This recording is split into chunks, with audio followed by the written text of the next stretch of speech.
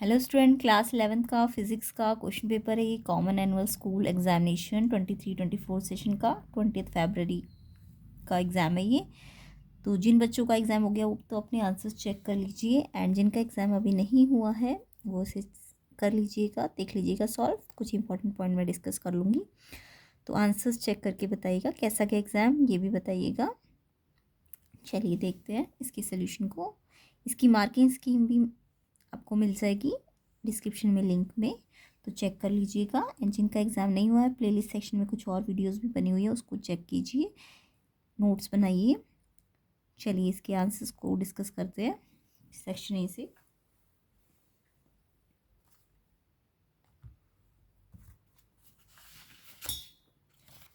तो first question है, इन van der Waal equation P plus A by v square, V minus b equal to RT, P pressure, V volume, R universal gas constant, T temperature. Dimension formula पूछा है B constant के लिए।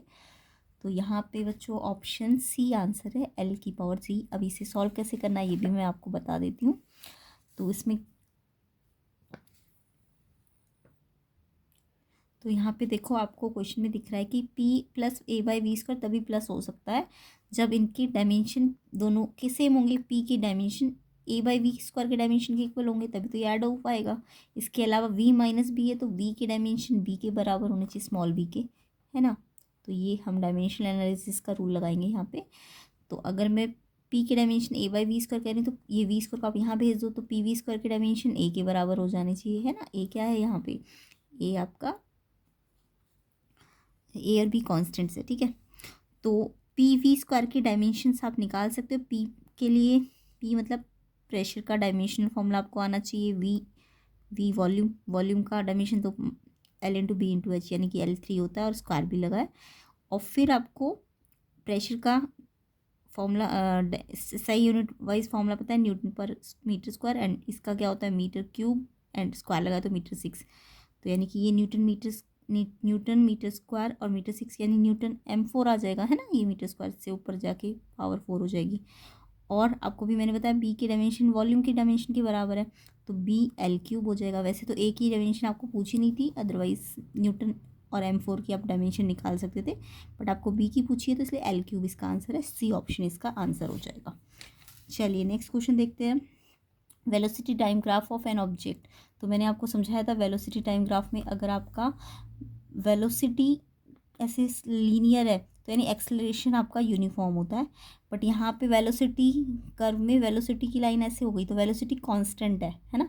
तो velocity constant, जहाँ पे भी velocity constant होती है, ए से बी में वेलोसिटी कांस्टेंट हो गई है, तो इट मीन्स यहाँ पे एक्सेलरेशन क्या हो जाएगा, ज़ीरो हो जाएगा ना। तो यही पूछा है कि ज़ीरो एक्सेलरेशन कहाँ पे होगा, जहाँ पे वेलोसिटी कांस्टेंट हो जाती है। तो कांस्टेंट वेलोसिटी आपका ए से बी में वेलोसिटी क्या है, कांस्टेंट है, तो आंसर बी हो जाएगा इसका, ठीक है। यहाँ पे आपका एक्सेलेरेशन ज़ीरो नहीं, क्योंकि ये वेलोसिटी लगातार बढ़ रही है ना, तो यूनिफॉर्म एक्सेलेरेशन है यहाँ पे। बट यहाँ पे वेलोसिटी कांस्टेंट है, तो यहाँ पे एक्सेलेरेशन ज़ीरो हो जाएगा। ऑप्शन बी इसका आंसर हो जाएगा। नेक्स्ट क्वेश्चन देखेंगे। If a cycle wheel of radius 5 metre complete 2 revolution in 4 second, angular speed पूछी थी व्हील की। तो एंगुलर स्पीड का मतलब ओमेगा पूछा है। ओमेगा क्या होता है, 2π/t। और फ्रीक्वेंसी आप निकाल सकते थे, 2 रेवोल्यूशन इन 4 सेकेंड का मतलब नंबर ऑफ रेवोल्यूशन 2, और टाइम कितना है 4 सेकेंड, तो फ्रीक्वेंसी हाफ आ जाएगी। और टाइम आपको पता है इसका रेसिप्रोकल होता है, तो ये 2 हो जाएगा हाफ का उल्टा। तो टाइम कितना रखना है 2, तो 2 से 2 कट के ओमेगा कितना आ जाएगा पाई, यानी पाई रेडियन पर सेकेंड इसका आंसर हो जाएगा। क्वेश्चन 3 का ऑप्शन ए, ऑप्शन ए इसका आंसर है। कमेंट करके ज़रूर बताइए कैसा गया आपका एग्ज़ाम, और आंसर्स बताइएगा कितने ठीक है आपके। चलिए, और जिनका एग्ज़ाम नहीं है वो उसे अच्छी तरह से प्रैक्टिस कीजिए। प्लेलिस्ट सेक्शन को भी चेक कर लेना, लिंक मैं डिस्क्रिप्शन में डाल दूँगी। इसकी मार्किंग स्कीम का भी लिंक मैं डिस्क्रिप्शन में डाल दूँगी, अपने आंसर्स चेक कर सकते हैं आप। Next question, the Newton's law of motion. कौन सा लॉ है न्यूटन का, 3 लॉ है ना न्यूटन के लॉ ऑफ मोशन के, तो उसमें से कौन सा लॉ इनर्शिया का लॉ है। तो इनर्शिया का लॉ फर्स्ट लॉ होता है। वो इनर्शिया मतलब कोई भी ऐसी प्रॉपर्टी जो रजिस्ट करे चेंज ऑफ स्टेट को। रेस्ट है तो रेस्ट में ही रहने दे, मोशन है तो मोशन में ही रहने दे, ठीक है। तो इसको हम लॉ ऑफ इनर्शिया कहते हैं। तो फर्स्ट लॉ है ए, ऑप्शन इसका आंसर हो जाएगा। तो हिंदी मीडियम वाले भी जल्दी से चेक कर लेते हैं। तो इसका वैन डर वाल इक्वेशन में बी का विमीय सूत्र L³ सी ऑप्शन है। यहाँ पे आपको शून्य त्वरण पूछा था, तो ए से बी में बी ऑप्शन है। एंड 5 मीटर त्रिज्या का साइकिल का पहिया 4 सेकंड में 2 चक्कर लगाता है, तो फ्रीक्वेंसी आपकी आधा आ जाएगी। ओमेगा निकालना था 2π/t, ये π रेडियन/सेकेंड आ जाएगा। ए ऑप्शन इसका आंसर हो जाएगा। न्यूटन का गति का कौन सा नियम है? जड़त्व का नियम। जड़त्व का नियम पहला नियम होता है, ठीक है, जो अवस्था के चेंज होने को रोकता है ना। नेक्स्ट देखिए आगे के क्वेश्चंस।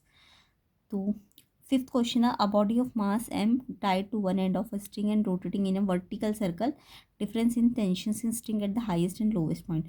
तो यहाँ पे हाईएस्ट और लोवेस्ट पॉइंट पे आपको वर्टिकल सर्कल की वेलोसिटी पता होनी चाहिए। तो जो हाईएस्ट पॉइंट होता है वहाँ पे सर्कल की वेलोसिटी होती है वर्टिकल सर्कल की √g r, और लोवेस्ट पॉइंट पे कितनी होती है? √5g r। तो वर्टिकल सर्कल की आपको डेरिवेशंस आने चाहिए। तो यहाँ पे देखो लोवेस्ट पॉइंट पे ये फॉर्मूला होता है T2 - mg, और वो mv²/r के इक्वल रखते हैं। तो यहाँ से अगर मैं v निकालूँ तो ये देखो v √5g r है ना, तो अगर स्क्वायरिंग करूँ तो रूट हट जाएगा, तो ये स्क्वायरिंग करके ये स्क्वायर हो जाएगा और इस पे से रूट हट जाएगा, है ना। अब यहाँ से v²/r कितना आ जाएगा? 5g आ जाएगा। तो इसमें v²/r की जगह हमने क्या रख दिया? 5g, और साथ में m था, तो ये 5mg हो जाएगा, और ये mg वहाँ जाके प्लस हो जाएगा, तो T2 हमारा 6mg आ जाएगा। सेम ऐसे ही हम हाईएस्ट पॉइंट के लिए करेंगे, तो ये फॉर्मूला T1 + mg mv²/r हो जाएगा। अब यहाँ पे देखो हाईएस्ट पॉइंट पे मैंने आपको बताया था v1 = √g r होता है। अब इसका भी स्क्वायरिंग करो तो ये v1² = यहाँ पे रूट हट जाएगा, और ये v²/r नीचे आ जाएगा और g आ जाएगा। तो v²/r की जगह आप ये v²/r की जगह g रख दो तो mg हो जाएगा, mg से ये mg कट जाएगा, तो ये T1 कितना हो जाएगा? 0। और फिर दोनों का डिफरेंस निकालोगे तो ये आ जाएगा 6, तो 6 आएगा दोनों टेंशंस का डिफरेंस। तो ऑप्शन डी आएगा, ऑप्शन 5th का। तो आई होप ये क्वेश्चन आपको समझ आ गए, कमेंट करके ज़रूर बताइएगा। नेक्स्ट क्वेश्चन नंबर 6 पे आते हैं। The equation of plane progressive wave given है आपको, और आपको इन्होंने बोला y एंड x सेंटीमीटर में t सेकंड में वेवलेंथ पूछी थी वेव की। तो सिंपल सा क्वेश्चन था आपका। यहाँ पे प्रोग्रेसिव वेव की इक्वेशन क्या होती है? y = a sin ω-t - kx। अब देखो अगर मैं इस इक्वेशन को इससे कंपेयर करूँ, इस इक्वेशन से, तो a तो मुझे दिख रहा है 5 है, a 5 है ना एम्पलीट्यूड, और ω-t के साथ जो है ओमेगा है, ओमेगा यानी 2π है, कंपेयर करने पे ω-t यानी 2π ओमेगा है। अब ओमेगा क्या होता है? 2πf, और ये 2π से 2π कट के f कितना आ गया? 1 हर्ट्ज। सेम ऐसे ये kx है, तो x को सेपरेट करके जो बचा हुआ है k है, k कितना है? 2π/200। यहाँ पे k होता क्या है? 2π/λ, तो ये आ जाएगा 2π/100 के बराबर। तो ये 2π कट के लैम्डा कितना आ जाएगा? 200। ये रेसिप्रोकल किया तो इसे भी करोगे ना।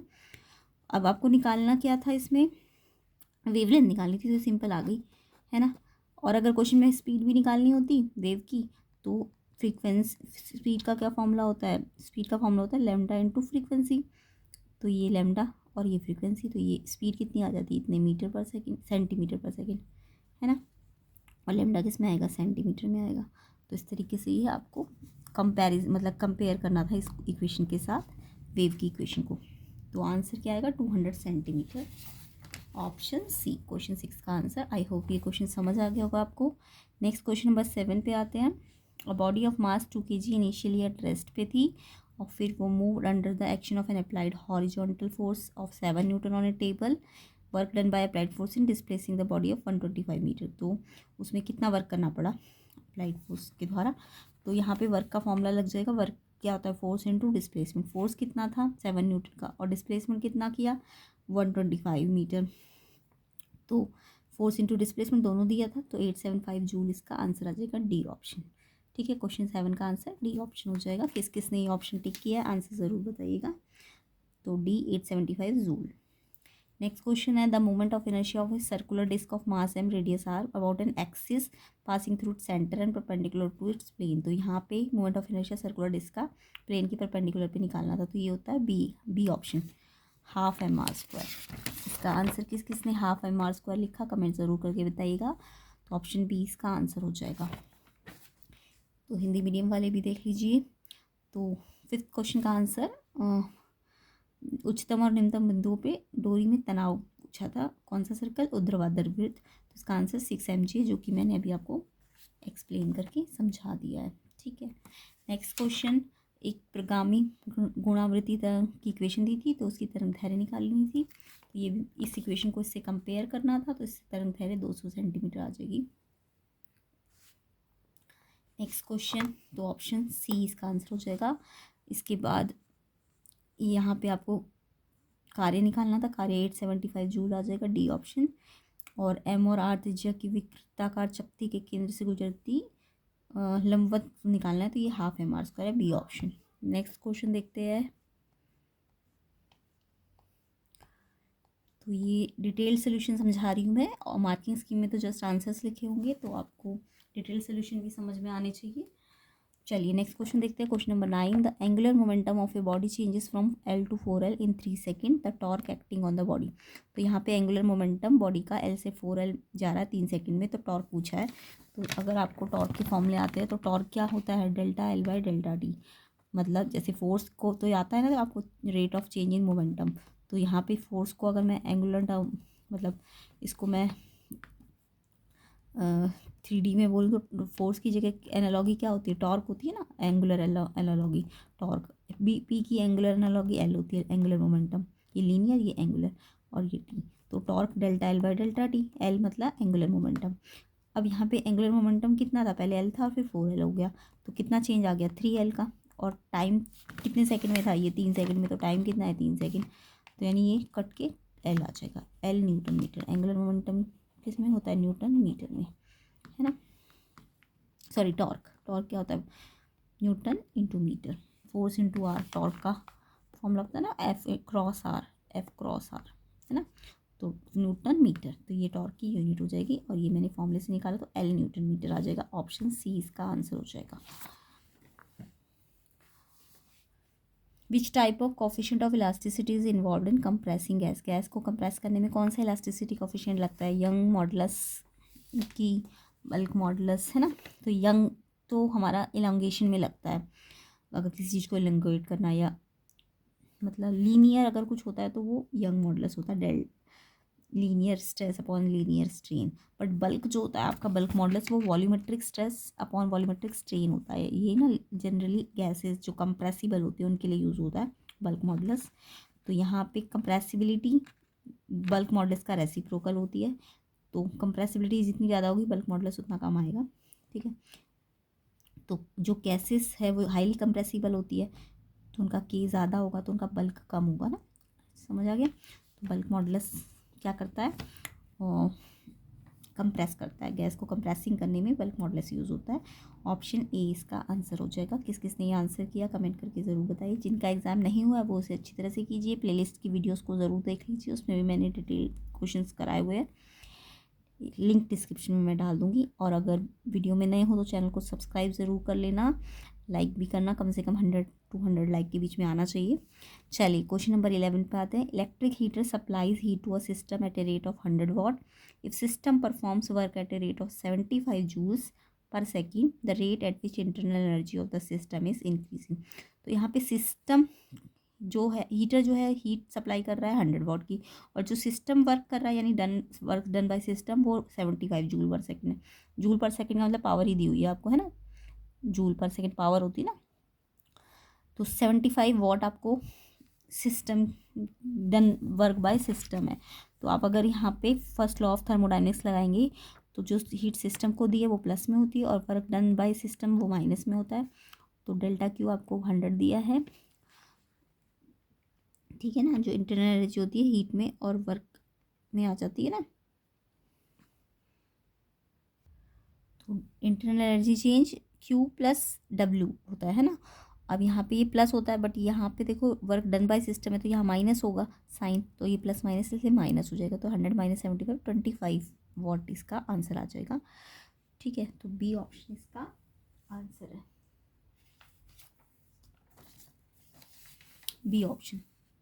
नेक्स्ट क्वेश्चन देखिए, the RMS speed of an ideal gas. Ideal gas की RMS स्पीड, तो ये आप याद करके ही गए होंगे, डी ऑप्शन है इसका, √3 kBT/m, ये RMS स्पीड होती है आइडियल गैस की। तो ऑप्शन डी क्वेश्चन नंबर 12 का आंसर है।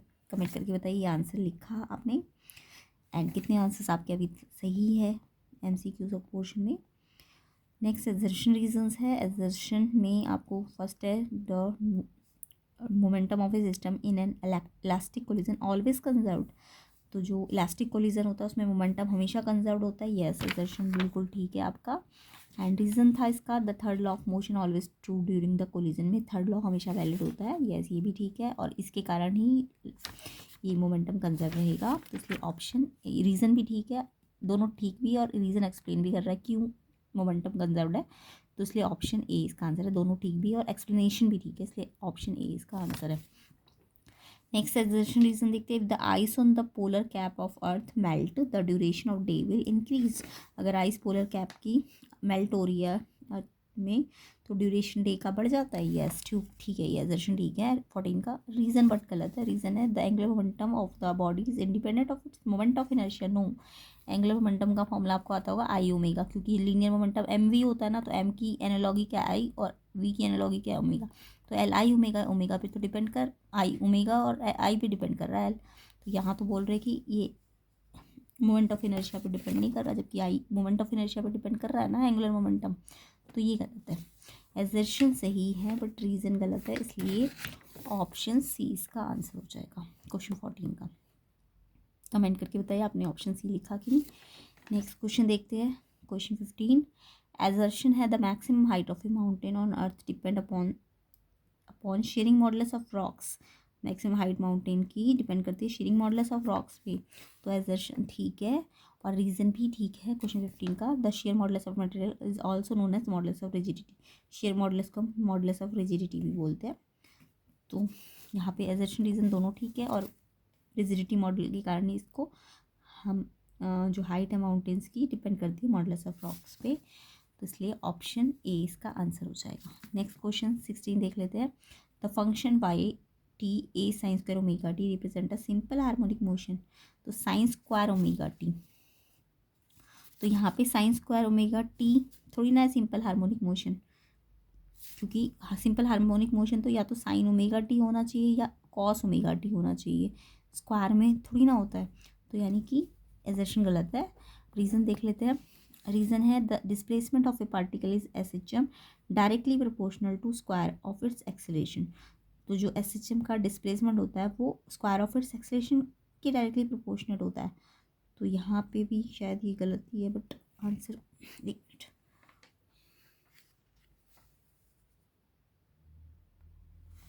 तो देखो एजर्शन एजर्शन ठीक है बट रीज़न गलत है। रीज़न देखो, एजर्शन क्यों ठीक है, क्योंकि ये जो साइंस का ओमेगा टी है, इसे मैं चाहती तो सिंप्लीफाई करके कॉस ओमेगा टी में ला सकती हूँ। अभी मैंने आपको बताया एस एच एम या तो ए साइन ओमेगा टी होना चाहिए या कॉस ओमेगा टी होना चाहिए, तो देखो ये ए साइन स्क्वायर ओमेगा टी को अगर मैं फॉर्मूला वाइज इसमें लाऊँ तो कैसे लाऊंगी, तो मेरे को पता है कि ये formula 1 minus cos x 2 sine square x by 2 होता है, ये सबको पता होगा, हाफ एंगल फॉर्मूला होता है, यानी कि अगर इस एक्स को डबल किया तो ये 2 साइन स्क्वायर एक्स हो जाएगा। अब 2 साइन स्क्वायर एक्स 2 बनाने के लिए यहाँ 2 से मल्टीप्लाई और डिवाइड कर दो, तो 2 sine square x 1 minus cos cos 2 x, ये वाला फॉर्मूला, ठीक है। तो एक्स की जगह तो ओमेगा टी है, अब यहाँ पे इस पूरे 2 ओमेगा को हमने थोड़ी देर के लिए ओमेगा डैश मान लिया, तो ये देखो कॉस में आ गया ना, क्वेश्चन सिंप्लीफाई करके स्क्वायर तो हट गया, तो यानी ये एस एच एम है, ठीक है ये। बट यहाँ पे एल जो एक्सेलेरेशन बोला है एक्स स्क्वायर के डायरेक्टली प्रोपोर्शनेट होता है, तो ये गलत है। एस एच एम में जो एक्सेलेरेशन होता है वो माइनस एक्स के डायरेक्ट, मतलब एक्स के अपोजिट एक्स के डायरेक्टली प्रोपोर्शनेट होता है, और मतलब जो डिस्प्लेसमेंट होता है वो एक्सेलेरेशन के डायरेक्टली प्रोपोर्शनेट होता है, ना कि स्क्वायर के। स्क्वायर लिखा है यहाँ पे, तो यानी कि स्क्वायर के नहीं होता, एक्स के डायरेक्टली प्रोपोर्शनेट होता है, नेगेटिव डायरेक्शन में अपोजिट, तो इसे आप प्रूव भी कर सकते हो। कैसे, तो आपको पता है एक्स जो डिस्प्लेसमेंट की इक्वेशन होती है वो होती है ए साइन ओमेगा टी, तो यहाँ से अगर मैं D x by D T करूँ तो ए तो एज इट इज़ रहेगा, साइन ओमेगा टी का डिफ्रेंशिएशन करो कॉस ओमेगा टी, और फिर ओमेगा टी का करोगे तो ओमेगा बाहर आ जाएगा, और फिर डबल डिफ्रेंशिएशन करो तो इसका फिर से डिफ्रेंशिएशन करो A as it is omega cos omega, A omega constant है उसको ऐसे रखोगे, cos omega T sine omega T होता है, कॉस ओमेगा टी क्या होता है साइन ओमेगा टी, और फिर ओमेगा टी का करोगे तो ओमेगा एक और आ जाएगा, है ना।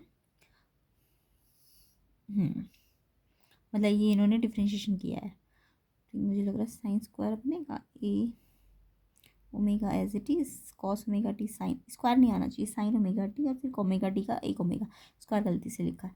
तो यहाँ पे अगर मैं इस साइन, ये पूरे साइन, ये जो हमारा ए आया है ये क्या है, ये पूरा जो डबल डेरिवेटिव होता है ये एक्सेलेरेशन ही तो होता है।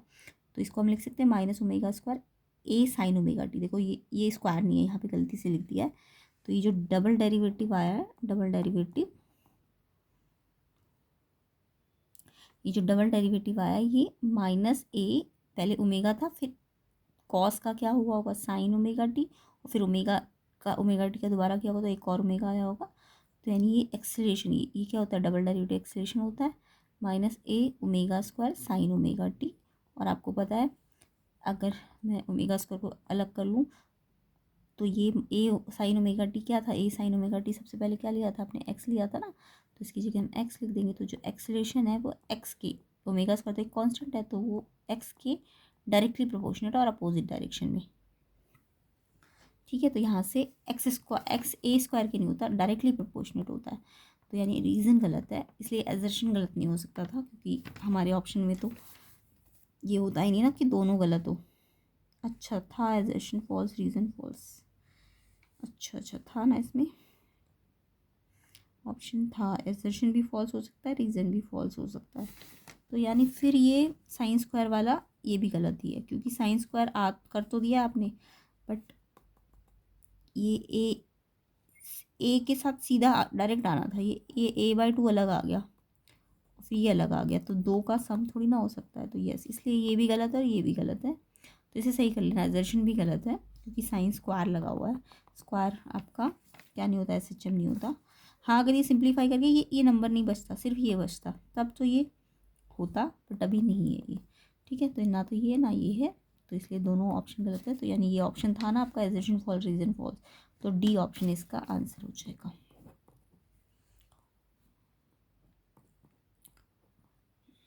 तो इसे करेक्ट कर लेना आप। ठीक है, तो आई होप आपको ये सारे क्वेश्चन समझ आ गए होंगे। डिटेल वीडियो मैंने करा दी है इसकी, एंड इसकी जो मार्किंग स्कीम होगी इसमें सारे आंसर्स आपको मिल जाएंगे।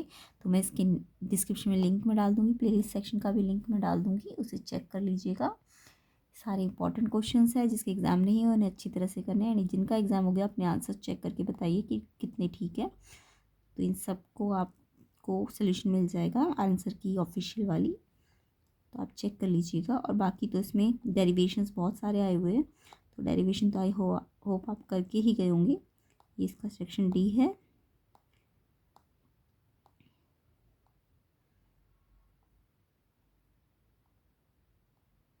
तो ये सारे आंसर्स भी मैं बाद में करा दूंगी नेक्स्ट पार्ट में।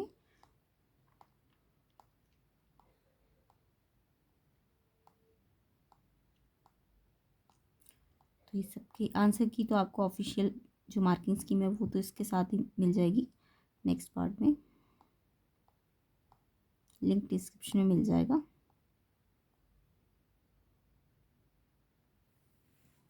वीडियो को शेयर ज़रूर कीजिए, चैनल में नए हैं तो सब्सक्राइब कर लीजिए, लाइक कर देना वीडियो को।